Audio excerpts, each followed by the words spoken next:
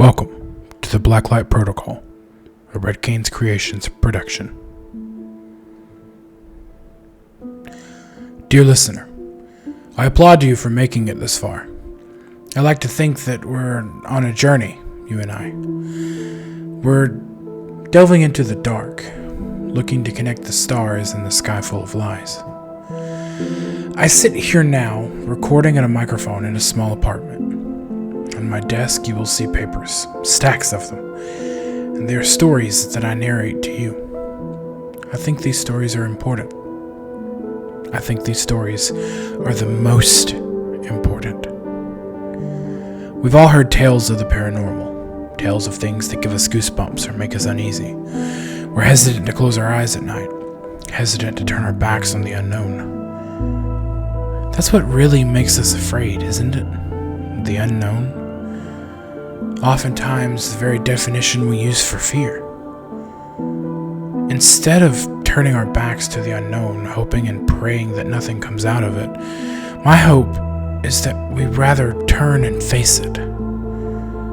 That's why I collect these stories, because they are people encountering the edge of the abyss, and you know what they say.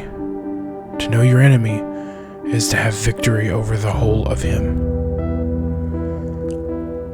I need to know, because my goal here is to put together a protocol, because it's not a matter of if, but when we encounter high strangeness.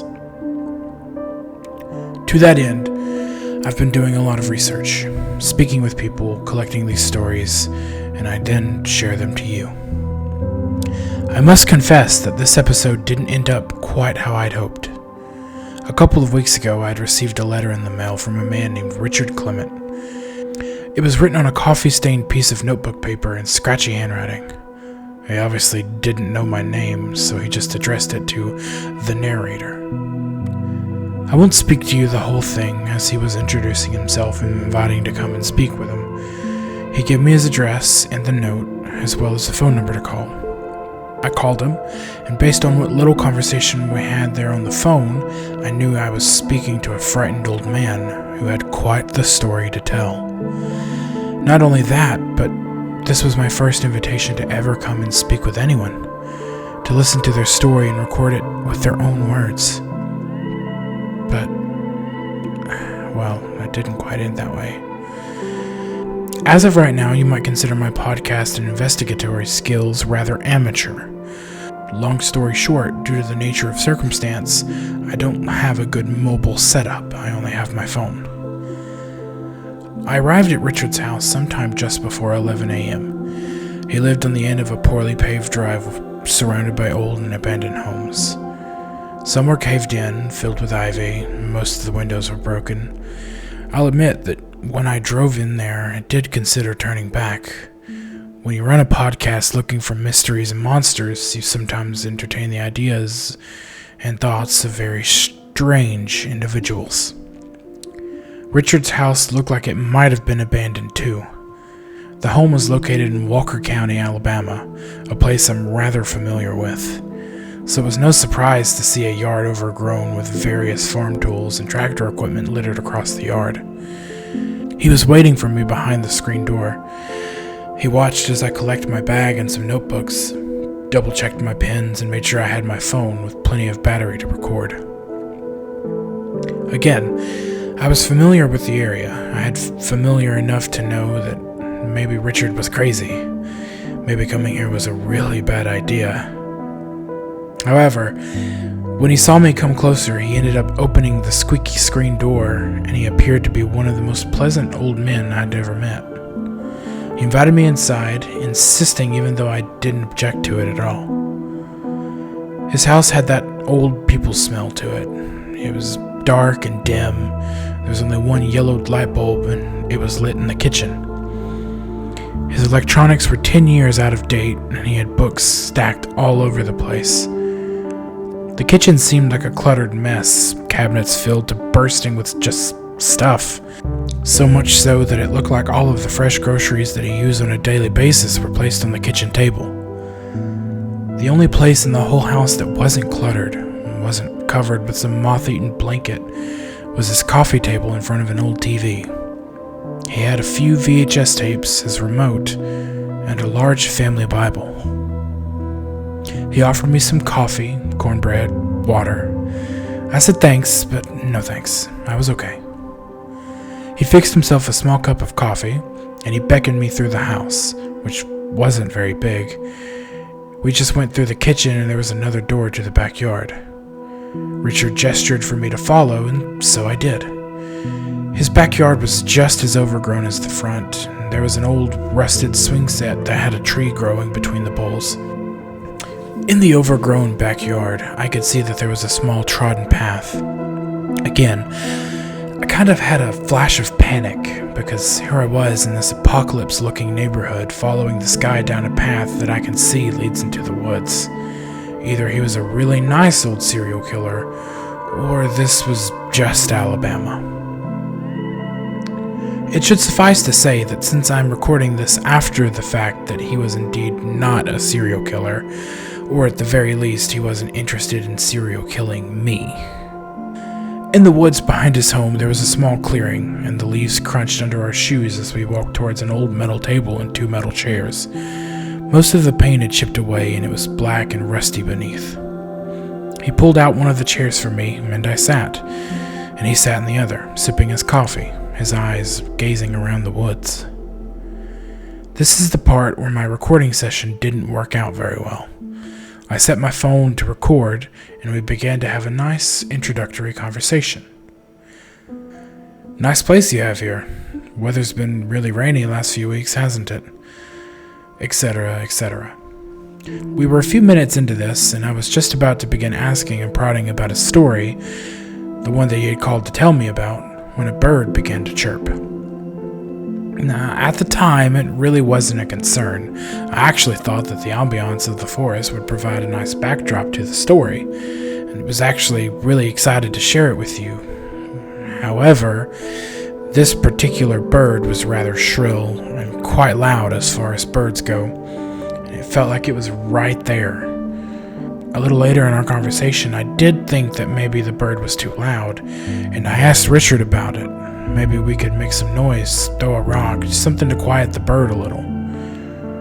No, he said, shaking his head ever so slightly. His eyes looked in the direction of the birdsong. They're the ones that keep me safe. When I later returned home, it seemed my fears had been realized. On playback of the audio, it starts off alright enough, even though I hadn't realized how different my phone audio would be from my home microphone. But then loud calls from the bird came in. The audio is there, you can hear it, but it's not great. Sometimes certain microphones seem to pick up on the shrill tones and it becomes overpowering. Anyway, point is, I just couldn't release it as it was. So I suppose Richard's story becomes my own. Here it goes. The Testament of Richard Clement. I was 17 when this happened, he said, nodding his head rather somberly. You have to understand, I wasn't exactly then the man that I am now. Sometimes you repent of your sins, but that doesn't mean you forget them. And you know, I always thought I would tell my wife. One day I would tell her. One day. She passed away of cancer 2 years ago. I never told her. When I was 17, I was driving my truck all over town, just doing things the kids did, you know, drinking and driving back roads, kicking up mud, just causing all kinds of trouble. There was a girl that I'd had my eye on for a while. Her name was Shannon Abbott, and let me tell you, she was the one to get, you know, she was the girl. I mean, there were plenty of pretty girls, but Shannon Abbott, she was the one. She was the most popular, and I think her social status only made her feel even more pretty. She only dated the popular boys, the jocks, quarterback. She was on the cheerleading team, and the stands were always packed, and honestly, I think half that crowd was for her. Everyone in town knew who she was, and I don't think there was anybody that ever disliked her. Well, I take that back. There were a few people, a small group of kids in our grade that made a point to not like her. they only did that because they were jealous. Or maybe they just made a point to not like her simply because everyone else did. I don't know. Anyway, I only ever saw Shannon Abbott from a distance. I was on the outside. I'd catch a glimpse as she walked down the hall, surrounded by the other girls. I was there at the games, watching her cheer. I'd occasionally see her at the diner with Tommy Jones, or Tommy Rotten, as we called him. He was varsity quarterback, and he was Shannon's on-again, off-again boyfriend. I had a crush on Shannon. I think everyone did, whether they'd admit to it or not, and I never really thought I'd have a chance. I never thought I'd even get the chance to speak to her, but I did. It was May 17th, 1969. That was the day. I'd been home, drinking a few Coors, waiting on some friends that never showed up. We were going to go riding around, build a small bonfire, and just spend most of the night hanging out, but something came up. I don't remember what it was. I waited around a little while longer before getting fed up, and so I decided to run by the diner and get something to eat. When I got there, I walked in, and guess who I see sitting alone at the back booth? But Shannon Abbott. She had a half-eaten pie, courtesy of Debbie. God rest her soul, she was one of the best cooks. But Shannon was all alone, and that was very unusual, I thought, because no one ever saw Shannon alone, not to mention that I could tell she'd been crying. Her eyes were red, and when I walked in, she looked up, and she saw me, and quickly turned away, not wanting me to notice. But I did notice, and I went over to her. And I don't know what I was thinking. I probably wasn't thinking. I wasn't drunk, but I wasn't sober either, and I asked her if everything was all right. "I'm fine," she said, with a trademark smile, but it didn't last. She could only smile and then look away. I sat down across from her. "You don't really look fine," I said. It took her a moment, but she told me she'd had a bad falling out with her friends, especially Tommy. Turns out he'd been sleeping with one of her friends, and it all came out, and Shannon was pissed, and Tommy was pissed, and it just evolved from there. Now, I don't reckon I have to go into all the details. It was actually rather late, and the diner was about to close. I offered Shannon a ride home, and she accepted. We got to talking on the ride, and turns out she knew a lot about who I was. I mean, she recognized me, knew who I was, but also knew that I'd played baseball the previous year. Told me about the time that my dad had gone and fixed the refrigerator in their pool house and how nice he was.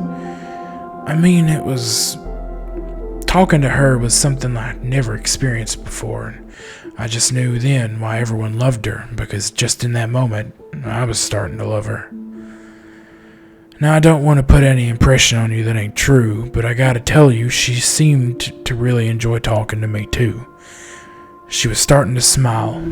I could say something stupid, and she would laugh. I mean, it was good. It was great. We finally pulled up at the end of her elongated driveway, and she asked me to stop. I thought she was going to hop out and unlock the gate, but she didn't. She just looked at me. "I don't want to go home right now," she says. So we don't. We go driving around for a little while, and I'll be honest, that night was one of the best nights in my life. It just was. I had fun. Like, genuine fun, and I couldn't remember the last time I'd really had that. Shannon was singing to the radio, dancing in her seat, leaning out the windows and yelling. She was having fun too. It's probably sometime after midnight when we fell quiet, our initial burst of energy exerted. We even turned the radio down and just listened to the engine and the road. I remember being a little surprised when Shannon grabbed my arm and pointed down at the dirt road on the side. "It's to the quarry," she says, and squeals as I hit the brake and turn on a dime, the truck bouncing and rattling as we cross the terrain. I didn't know it then, but South Materials Quarry was a small quarry that had been used during the 50s. Something happened, and I don't remember, and they basically just pulled out of it, and Shannon's father owned the land it was on. Anyway, the quarry is beautiful. When you come down the road, much of it had been rutted out by rain. You almost can't see for the grass and shrubs, but when you pull through, it's just old rock and gravel strewn about the place. The whole hillside had been stripped away, and it looked like there were large white cubes shaped into the rock. At the base of the rock was a pool, and it was a full moon. The pool of water seemed to glow. It was so bright and clear in the tropical greenish blue color. I stopped the truck, and Shannon's already out, running down toward the pool. "Come on," she said, "let's swim." Now, I'm not exactly the swimming type, don't get me wrong, I can swim just fine, but getting wet's not my most favorite thing to do. But when Shannon Abbott is swimming, you're swimming too, and there ain't no way around that. I pulled off my shirt, kicked my shoes off, when I noticed something. A song. It was playing in the static of the radio, and I looked up at my truck, and I can see it there perched on top of the hill. And it's playing this old gospel hymn. Shannon asked me what I was doing. She was swimming back and forth in the pool, so I jogged back up to turn the radio down when I realized something. The keys were in my seat. We turned the radio down about 15 minutes prior. Shouldn't nothing be playing on that radio? Now you might think that would be odd or weird, and it was, but I also had other priorities in that moment. Wasn't thinking about anything weird or strange. I was just turning the radio down again, the music quieted, and I turned back to the hill. The water was cold, but it wasn't freezing. It was the type of cold you get used to and then it feels nice. It wasn't super hot out that night, but it was a little humid. Being able to wash that off felt good. We swam around for a little while. The pool was deep further back you went, but we kept to the shallows. When you touched the bottom, it was a hard stone, and it didn't feel like anything was growing in it. Obviously, no fish, but there wasn't any algae or moss or anything. I remember that because I was so used to walking through creeks and swimming in the rivers where it ain't nothing but gunk and mud. The pool felt clean and pure. Moonbeams came down from on high, and if we let the water get still enough, you could see the moonlight cut through the water. Her skin glimmered in that light. She gives me a mischievous smile as she goes under, her legs cresting the water before she disappeared. I see her swimming deeper and deeper, and I follow right behind her. Now, I couldn't tell it from where we were at first, but under the water is all sharp edges, sharp shapes and broken corners, a little rocky debris here and there. Somehow we were able to see. It wasn't great, mind you, but I could make out that I was seeing, and I could see Shannon in front of me. She had reached the lip of the rock, and beneath her was a dark abyss, the part of the water the moonlight didn't reach. She turned and she looked at me as I swam close, her bodies touching in the water. She smiled, and her hair was a floating mess around her, and she kicked off, going down to the darkness. I was without a doubt a young and foolish teenager, but even as I started going after her, I stopped. I hesitated because Shannon was gone. I had blinked and she was gone. It was just darkness. As I was now looking over that darkness, I felt something so real. No, that's not the right word for it. It's just that if I felt like I reached out, I would touch the darkness and it would be solid. And then Shannon came out of it. She didn't look at me, she just emerged. It was so sudden and quick that I flinched. She just swam straight up, and I followed after her. When I reached the surface, we didn't say anything at first. It was just the sound of rippling water and gasping of breath. She didn't look at me for a long while. And that unnerved me. It weirded me out. Looking into that darkness, seeing her now, kind of out of it, I knew then there was something that wasn't quite right, and I wasn't sure what it was. "What did you see?" I asked. still didn't look at me. "I saw something," she said, and now she does. She looks at me. "I saw something, and you need to see it too." "What is it?" I asked her, but she won't say. "You just need to see it," she tells me. "Come on, now." And she dives again. I followed right after her. I did, but I wasn't because I wanted to. It was just the idea of being left alone at the surface, knowing she was down here. The not knowing felt scarier than knowing. I didn't want to be left alone. I didn't want to enter the dark alone, so I followed Shannon. We reached the dark and kept swimming, deeper and deeper. I lost all sense of anything. I didn't know what was up. I didn't know what was down. I couldn't see the edges of the pool.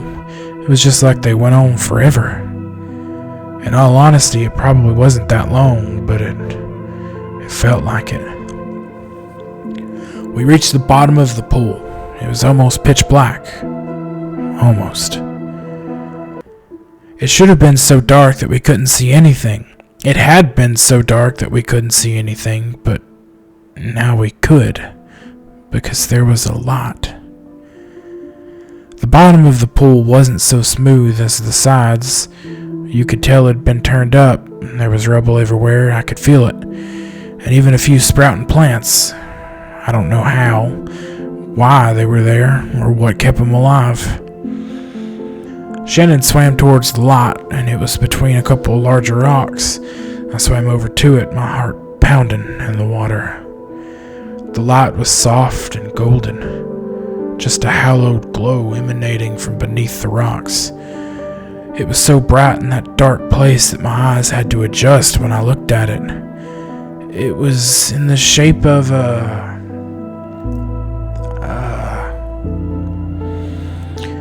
eye. An open eye. But there wasn't any detail, no pupil or nothing. It was just an ovular shape that narrowed to a point on either side. I wasn't for sure, but it looked like it was embedded in something. I reached out and I felt the light. It was solid, but I couldn't find a seam. It was just there in what I think was metal. It was hard to tell with my fingers a little crinkly from swimming. It was hard. I think it was metal, whatever it was. We swam back up, and I imagined that I had the same look on my face that Shannon did when she first saw it. I was quiet, unsure of what I had seen. Why was that light there? I'm looking around, but I can't imagine there being a mine or anything around this quarry. There wasn't anything, but I still can't fathom what I was seeing. What was that? I ask, but I don't know if I was really asking. I just had to say something to break up that quiet rippling sound.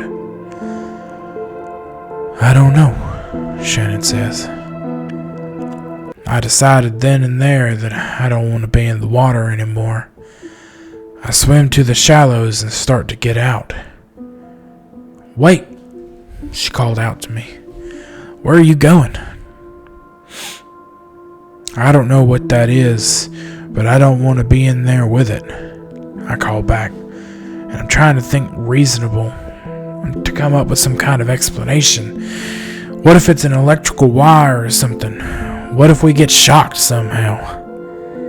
We just swam down there and you touched it. I don't think it's going to shock us. I'm cranking up the truck, I say, and I'm already out of the water, scooping up my clothes, not even waiting to drip off. I just wanted to be gone. "I need to see it," she says. "No," I tell her.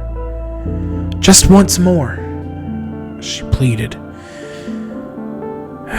"Fine," I tell her, "just once." So I start walking up the hill, and I just sit in the truck. I hadn't cranked it yet. I'm just sitting there watching that pool of water, following the moonbeams in, and I can see that Shannon's already going back down. I almost choke up because I can practically feel it. I'm imagining it so clearly that it's like I forget where I'm at, and then I hear that old hymn playing. It's soft at first, barely noticeable, but when everything around you is so dead silent, even the quiet things sound loud. It crackles with static and an old church organ. Then I look down at my hand, and in my hand is the keys. I didn't crank up the truck. I didn't turn on the radio, and yet it's still playing that music. I don't know how to really say what happened next. I've thought about it for a long, long time now. I can't rationalize it. I can't figure it out. I can't say anything other than what I saw. Don't forget, I'm at the top of the hill, and I'm looking down. And from that pool comes a golden light. And it's a beam that filled the pool. And it's shooting up into the sky like a massive laser. I was so stunned, so I don't know. It was just this bright light, rather than anything I'd ever seen. And I was just about sure that the whole world could see it, and then it was gone. When I saw the water again, it was churning. It was frothing white. I ran down to the water, and when I got there, it was splashing over the sides, but I didn't see Shannon. The very last thing I wanted to do was get back in that water. But I did. She wasn't there, and neither was the light. I went up and down so many times. I tried looking for a hole or a crack or a crevice or something that she could have gone into, but there wasn't anything. When I got back to the truck, when I'd finally given up, I just sat there. I'm ashamed of it. I am. I didn't call the police. I didn't tell anyone. I don't know why, it's just that everything was so...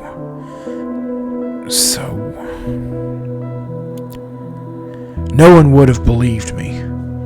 They wouldn't have, and I know that. And I should have done the right thing.